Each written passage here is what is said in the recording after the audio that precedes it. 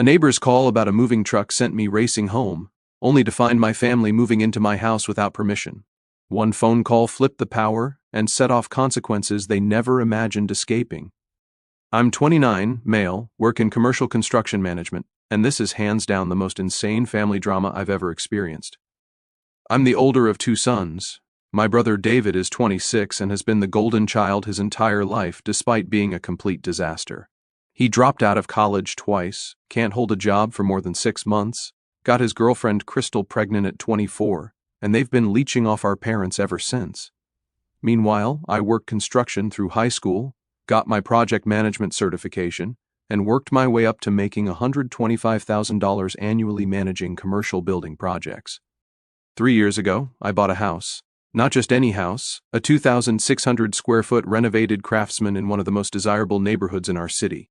I put down $75,000 cash that I'd saved working 60-hour weeks and living like a monk for 4 years. The place needed work, but I spent 2 years doing renovations myself during weekends and evenings. The kitchen renovation alone took 6 months of weekends.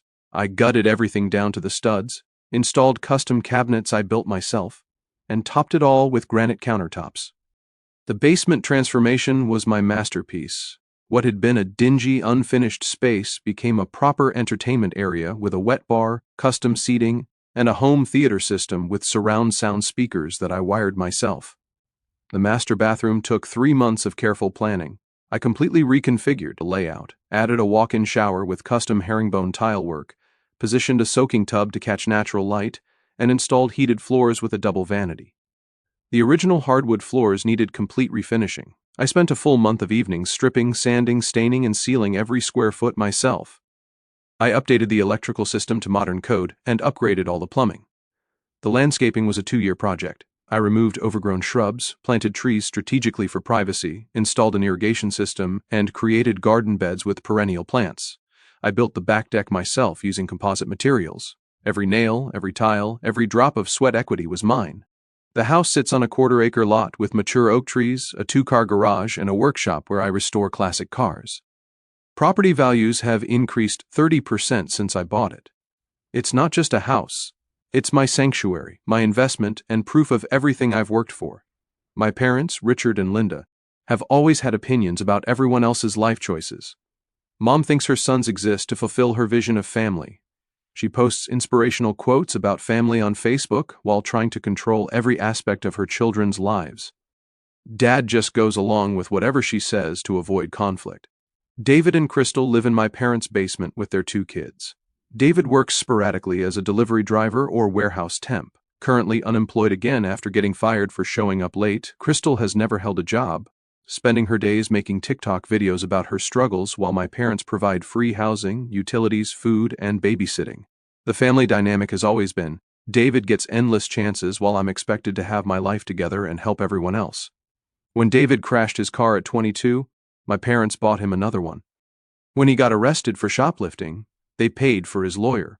When Crystal got pregnant, they threw a baby shower and set up a nursery. When I graduated college, I got a handshake.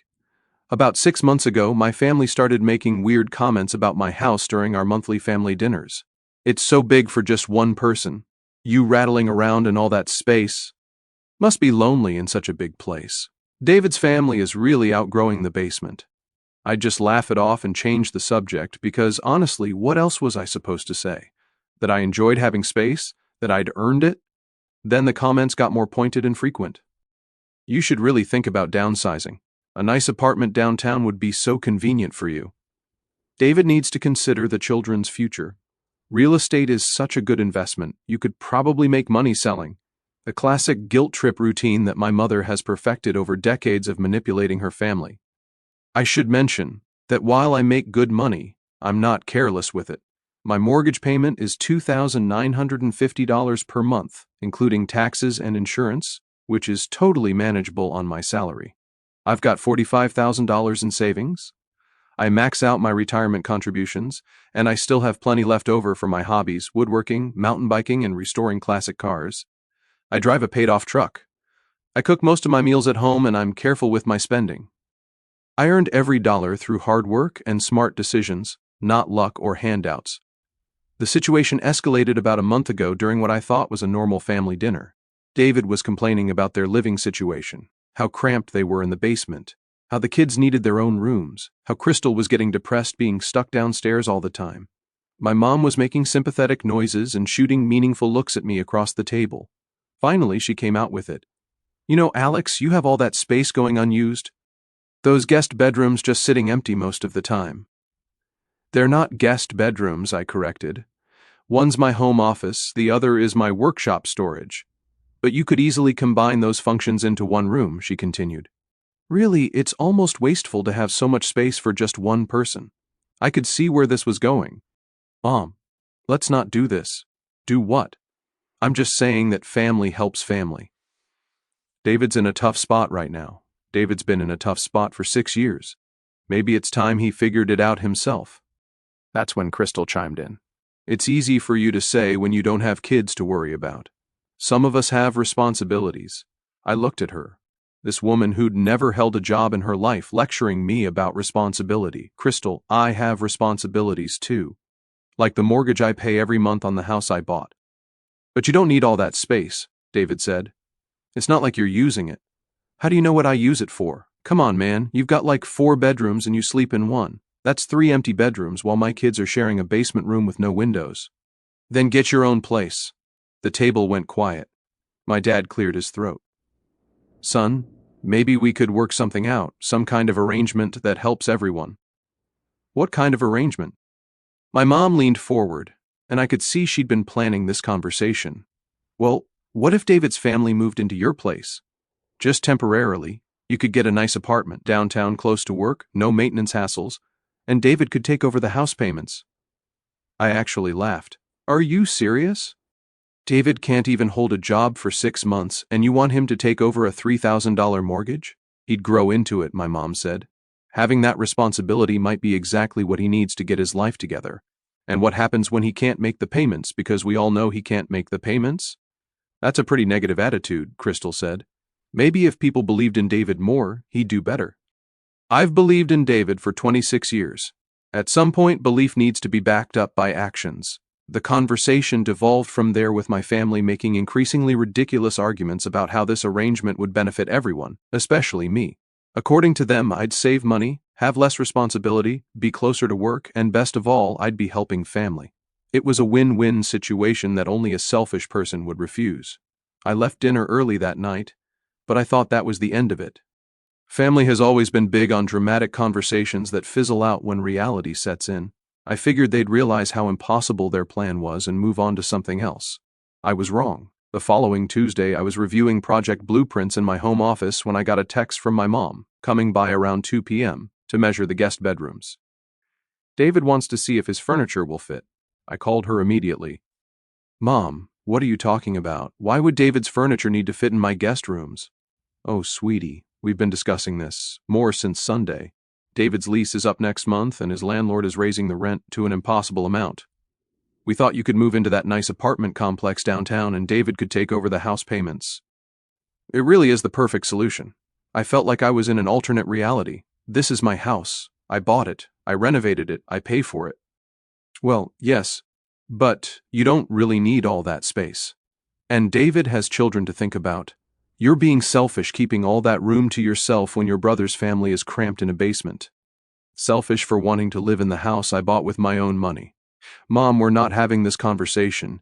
David can figure out his own housing situation like every other adult in America. She got that icy tone she uses when she's not getting her way. Alex, we've given this considerable thought and discussed it extensively. It's the right thing to do for the family. David can probably take over your mortgage payments. It'll actually save you money in the long run. Take over my payments? The guy who's been unemployed for 3 months and has never paid for anything more expensive than a cell phone bill. The answer is no. End of discussion. Don't be hasty. At least think about it overnight. We'll come by tomorrow to take some measurements and look at the logistics. No, you won't. Don't come by. Don't measure anything. The answer is no. It will always be no. And if you show up at my house without permission, I'll call the police. She hung up on me. That should have been the end of it. But my family has never been good at accepting no for an answer, especially when they've convinced themselves they're entitled to something. 2 weeks later, I was on a job site about 40 minutes from home overseeing the installation of HVAC systems in a new office building when I got a call from my elderly neighbor across the street. She's this sweet woman who's lived in the neighborhood for 30 years and keeps an eye on things for everyone. "Alex, dear, I hope I'm not bothering you at work, but there's a moving truck at your house and people carrying furniture inside. I thought you might want to know since your car isn't in the driveway." My blood turned to ice. "What kind of people?" "Well, it looks like your parents and that young man who visits sometimes. And there's a pregnant woman directing where they should put things. I assumed you knew about it, but then I realized you might not since you're not there." I was in my truck and driving home before she finished the sentence. I called my site supervisor and told him there was a family emergency, then drove like my life depended on it, weaving through traffic and running yellow lights. When I pulled into my driveway, I couldn't believe what I was seeing. A U-Haul truck was backed up to my front door. My parents' car was there. David's beat-up Honda was there, and there were people moving furniture, baby cribs, a ratty couch, boxes of clothes, even a refrigerator into my house. I sat in my truck for 30 seconds trying to process the absolute audacity. They were actually trying to move David's family into my house without asking, without permission, without any legal right whatsoever, like I didn't exist, like my ownership meant nothing, like they could just decide to redistribute my property because they felt like it. I got out and walked straight to my front door, which was propped open with a box. The scene inside was even worse than I'd imagined. David was carrying a mattress up my stairs, grunting with effort and sweating through his shirt. Crystal was sitting on my leather couch, the one I'd saved for 6 months to buy, while her 2 kids ran around getting their sticky hands on everything. My mom was standing in the middle of it all with a clipboard and measuring tape, directing the operation like some kind of demented moving coordinator. "What the heck is going on here?" I said loud enough that everyone stopped what they were doing. My mom turned around with this fake surprised expression like she'd been caught organizing a surprise party instead of committing a felony. "Alex, you're home early. We wanted to get David settled before you got back so it wouldn't be such a disruption for you." "Settled? Get out, all of you, right now." David had stopped halfway up the stairs with the mattress, his face red from exertion. "Dude, relax. Mom explained everything to us. This works out better for everyone. You get to downsize. We get the space we need. Everyone wins." "Did she explain how you're going to make a $2,950 mortgage payment on your $0 salary?" Crystal looked up from her phone for the first time since I'd arrived. "Actually, we talked to someone at the social services office about government assistance programs for housing. With David's income level and the kids, we can probably get help with the payments. Plus, there are tax benefits for families." I stared at her, this woman who had never contributed a dime to society, casually discussing how to put my house on government assistance. "You want to put my house on welfare? It's not like that," my mom jumped in, setting down her clipboard. "David would be taking over the financial responsibilities, and if he needs a little help from available programs, that's what they're for. It's actually very responsible planning. Programs are for people who buy houses they can afford, not for people who steal houses from their brothers." "Nobody's stealing anything," my dad finally spoke up from where he was stacking boxes in my hallway. "This is just a family arrangement. You'll save money living downtown. David gets space for his kids. Your mother and I get to see our grandchildren in a proper home. Everyone benefits. Everyone benefits except me, who loses the house I bought and renovated myself. Did any of you think to ask me before moving someone into my house? We knew you'd be difficult about it," my mom said matter-of-factly. "That's why we wanted to present it as a done deal. Once you see how well it works out, you'll understand that we were right." "How did you even get in?" "I never gave anyone permission to enter my house." David held up a key, dangling it like it was the most natural thing in the world. "Mom had a spare maid when she house sat for you last year. Remember when you went to Colorado for that wedding? Last year when I went to Colorado for my friend's bachelor party, she'd offered to check on the place and water my plants. And I gave her a key for the weekend. I never got it back. And when I asked about it, she said she'd lost it. She'd been lying for over a year." "You've been planning this," I said, the pieces falling into place.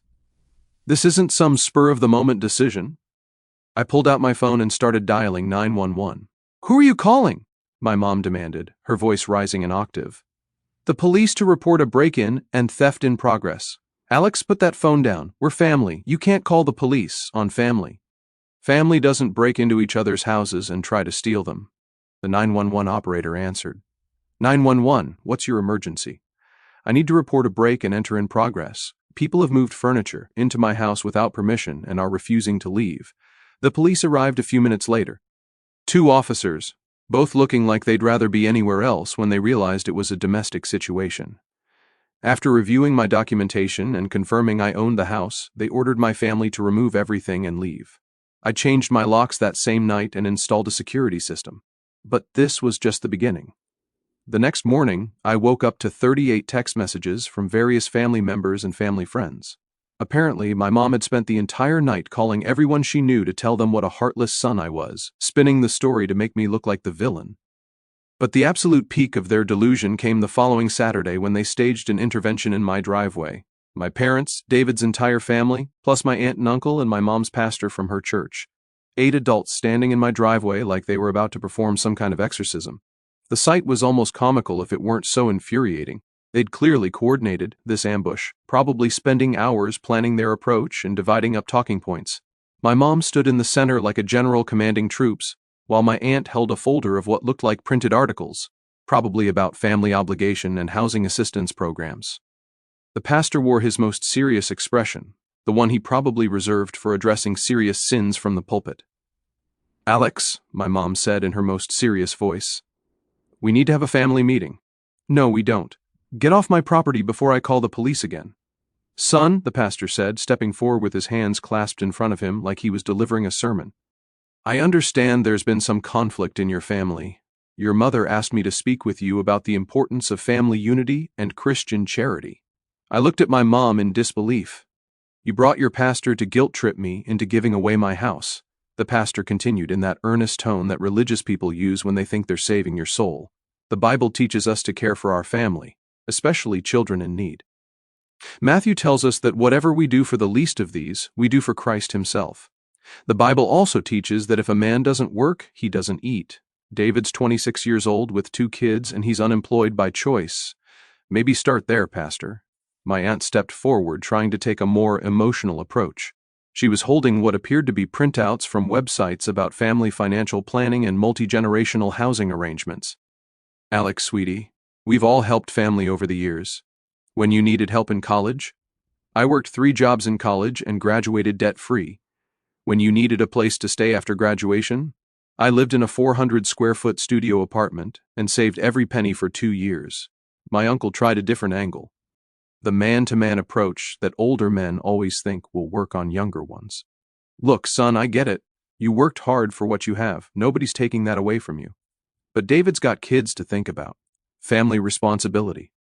You'll understand when you have children someday. If I have kids someday, I'll plan for them and provide for them myself like a responsible adult. I won't expect my brother to give up his house to make room for my poor decisions." Crystal was standing behind David holding their youngest, giving me a look like I'd personally ruined her life. The baby was fussing in the heat, and she was clearly uncomfortable being pregnant and standing in my driveway for this ridiculous confrontation. "This is exactly why you can't keep a girlfriend," she said loud enough for everyone to hear. "Selfish and cold. No woman wants a man who won't help his own family." I laughed. Actually laughed out loud.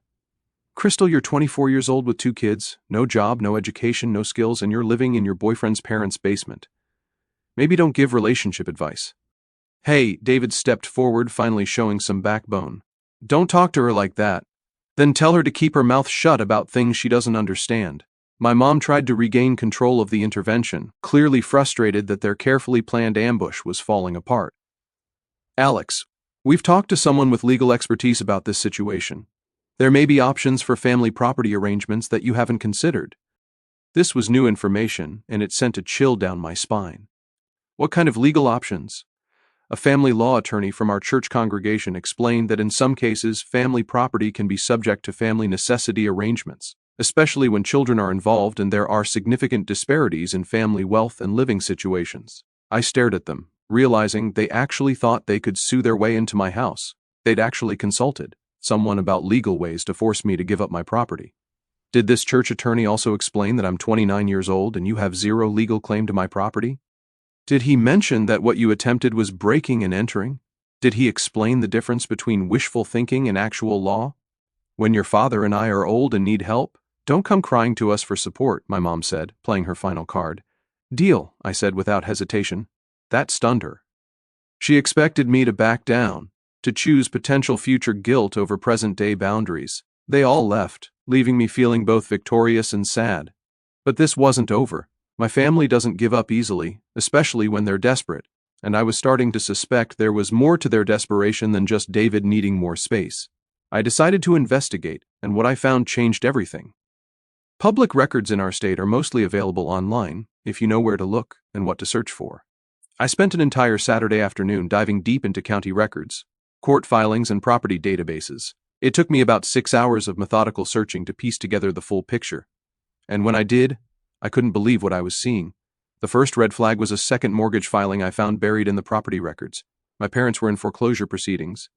According to the county records, they'd taken out a second mortgage on their house 2 years ago for $90,000. The paperwork showed they'd claimed it was for home improvements and debt consolidation, but I could see from the timing that it coincided with when David and Crystal had moved in. Then last year, they'd taken out a home equity line of credit for another $45,000, maxing out their borrowing capacity. They owed almost $220,000 on a house worth maybe $180,000 in the current market. They were completely underwater, but the real shock was the foreclosure notice dated 7 weeks ago. They were 4 months behind on payments, and the bank was moving to repossess. They had until the end of next month to bring the account current or lose the house. The total amount needed to cure the default was over $18,000, money they clearly didn't have. Now their desperation made perfect sense.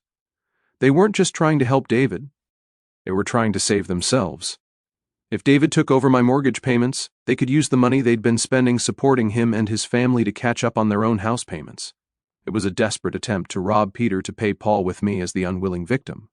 But where had all that money gone? $135,000 in loans over 2 years was serious cash for people on a fixed income. I kept digging through business registration records and found the smoking gun. 18 months ago, my dad had registered an LLC called Morrison Family Investments. According to the filings, it was supposed to be a house-flipping business. The paperwork showed grand plans for buying, renovating, and reselling properties for profit during what they saw as a red-hot real estate market. More research revealed the full extent of their financial disaster. Morrison Family Investments had purchased 2 properties using the borrowed money from their house. The first was a 1960s ranch house they bought for $98,000, intending to flip it for $150,000 after renovations. Instead, they got in over their heads with structural problems they hadn't anticipated, contractor issues, and permit delays. The house sat on the market for 8 months before finally selling for $63,000, a $35,000 loss, plus carrying costs, taxes, and renovation expenses. The second property was even worse. They'd bought a foreclosed duplex for $110,000, planning to renovate and rent it out for steady income. But they'd underestimated the extent of the damage and the cost of bringing it up to rental code standards. When they couldn't complete the renovations or make the payments, that property went into foreclosure too. It was eventually sold at auction for $75,000, meaning they lost about $35,000 on that deal as well, not counting the money they'd poured into attempted repairs. My parents had blown their retirement savings and leveraged their house to the maximum, trying to become real estate moguls during the pandemic boom. They'd watched HGTV shows and thought it looked easy, completely ignoring the risks and complexities involved in property investment. And now they were about to lose everything. But the financial disaster went even deeper than I initially thought when I started digging into David and Crystal's situation. David had filed for bankruptcy 18 months ago. Chapter 7. Complete discharge of all debts, including $28,000 in credit cards and a defaulted car loan. That explained why he couldn't qualify for his own mortgage. Crystal had multiple collection agencies after her for unpaid medical bills, store credit cards, and something called quick cash loans for $4,200 at an astronomical interest rate. My perfect judgmental family was completely broke. Not just broke, financially destroyed. And they'd been hiding it from me while lecturing me about family responsibility. Suddenly their plan made perfect sense. Get me out of my house, move David's family in, use the money they'd save on supporting David to catch up on their mortgage payments. They probably figured once I was paying rent downtown instead of building equity, I'd be more willing to help them out financially on a regular basis. I called my lawyer and told him what I'd found. Alex, you need to be very careful here. Desperate people do desperate things, but you also have them completely documented if they try anything else. That night, I made a decision. I wasn't just going to protect myself from my family's schemes. I was going to make sure they faced the consequences of their choices and learned that actions have real results. Over the next week, I put together a comprehensive file on their financial situation. Every document, every record, every piece of evidence of their desperation and poor decisions. I organized it all in a 3-ring binder with tabs and photocopies of everything.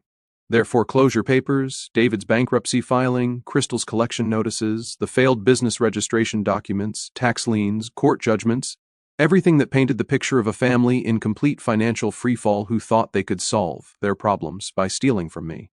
Then I started making some very strategic phone calls, each one carefully planned for maximum impact. First, I contacted their mortgage company and the bank handling their foreclosure. I sent a detailed letter explaining the attempted fraud, including documentation of David's unauthorized calls to my mortgage company claiming to be my representative, evidence of their attempts to manipulate me into transferring my property to help them avoid foreclosure, and records of their business failures that had led to their current situation. I explained that they had used a stolen key to break into my house and attempt to move David's family in without permission, all as part of a scheme to use my mortgage payments to save their own house. The letter was professional but thorough, laying out exactly how they'd attempted to commit fraud and how their actions demonstrated they were not operating in good faith with their lender. I included copies of the police report from when I'd had them removed from my house, documentation of David's bankruptcy that should have been reported to the court, and evidence of their deliberate deception about their financial situation. 3 days later, I got a call from a fraud investigator at the bank asking me to come in and give a formal statement to their legal team. Apparently, attempting to fraudulently transfer property to avoid foreclosure was something they took very seriously, especially when it involved lying to multiple financial institutions. Second, I called the bankruptcy court clerk's office and spoke to someone in the trustee's office about David's case. David's Chapter 7 discharge had included a requirement to report any significant changes in his financial situation for 3 years after filing. Attempting to take over a house payment definitely counted as a significant change that should have been reported to the court. The fact that he'd been calling my mortgage company and investigating loan assumptions without reporting this to the bankruptcy court was a violation of his discharge agreement. I provided them with documentation of David's calls to my mortgage company, evidence of his attempts to take over my house payments, and records showing he'd been planning this for weeks without proper disclosure. The clerk informed me that bankruptcy fraud was a federal crime and that they would be reopening his case for review. Third, I may have mentioned to a few people in the community that David was looking for work and seemed really desperate for money to the point where his family was making some questionable decisions. Word travels fast in small towns, and reputation matters when you're job hunting. I wasn't spreading lies. Everything I mentioned was completely true, but I made sure the right people heard about his character and reliability issues. I spoke to the manager at the hardware store where David had applied for work, mentioning that I'd heard he was having some legal troubles related to bankruptcy fraud. I talked to my neighbor who worked at the auto parts store, casually mentioning that my brother was struggling with some honesty issues and making poor decisions that affected his family. Nothing malicious, just concerned family members sharing factual information about someone's character. But the most satisfying call was to my mom's church. I spoke to the church secretary and mentioned that some longtime members of the congregation were facing serious financial difficulties and had been making some questionable decisions lately. I suggested they might benefit from financial counseling and perhaps some assistance from the church's emergency fund, and provided names and details about their situation. I explained that my parents had been involved in some concerning behavior, including attempted property fraud and breaking into family members' homes. I mentioned that they had been lying to church members about their financial situation while asking for help with legal fees. I suggested that the church might want to look into the situation more carefully before providing any assistance, since there seemed to be some dishonesty involved in how they were presenting their circumstances. The secretary thanked me for the information and said they would definitely be following up with the family to better understand their situation and provide appropriate guidance. Within 2 weeks, the consequences started rolling in like dominoes. My parents' foreclosure was accelerated due to the fraud investigation. They went from having a month to save their house to having 2 weeks to vacate. David's bankruptcy case was reopened for review based on his attempted assumption of debt that he'd never reported to the court. The church started asking uncomfortable questions about my parents' financial situation, their business dealings, and their attempts to involve the pastor in what was essentially a property dispute. Several potential employers in town started asking questions about David's background and reliability after hearing concerns about his character from community members. 3 weeks after I'd started my research and documentation campaign, I got a call from my mom. Her voice was small and defeated. Alex, it was barely above a whisper. Hi, Mom. We need to talk to you. Can you come over, please? I'm pretty busy these days. Please, it's important. It's urgent. I drove over that evening to find their house in complete chaos. Moving boxes everywhere. Crystal crying on the couch while the kids ran around confused. David frantically loading stuff into his Honda like the house was on fire. What's going on? I asked, though I already knew exactly what was happening. My dad looked like he'd aged 10 years in 3 weeks. We lost the house, son. Final foreclosure went through yesterday. We have 48 hours to get everything out.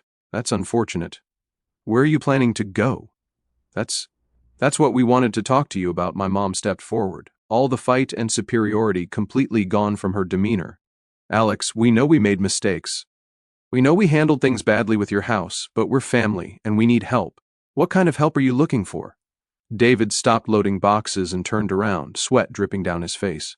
Dude, we're in serious trouble. Lost the house. The bankruptcy thing got reopened somehow. Crystal's mom won't let us stay there anymore because of some collection agency calling. We've got nowhere to go. I'm sure you'll figure something out. You're all adults. Alex, my dad said quietly, his voice shaking. We were wondering, maybe we could stay with you just temporarily until we get back on our feet. I stared at him. Stay with me in the house you tried to steal from me. We're family, Crystal said through her tears. You have to help us. That's what family does. Actually, I don't have to do anything. David stepped forward, looking defeated. Come on, man. What do you want us to do? Live under a bridge? Sleep in our cars? The kids don't have anywhere to go. I honestly don't care what you do. You created this mess. You can figure out how to get out of it. My mom tried one more time, her voice breaking. Alex, I know we hurt you.